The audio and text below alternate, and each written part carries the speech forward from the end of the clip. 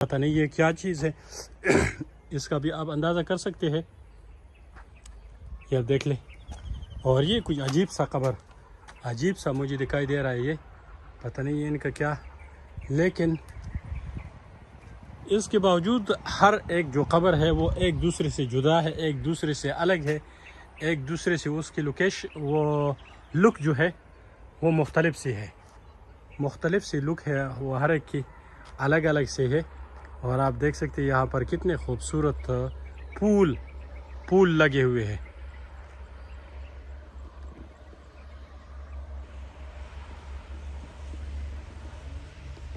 ایسی جگہ جہاں پر یہ ساری چیزیں آپ کو دکھائی دے رہا ہے، یہ سامنے جو بت ہے وہ ایک پورے ایک اژدہا کے اوپر یہاں پر بڑا جمع ہے، نیچے ایک گہرائی میں تالاب ہے، گیچ ہاں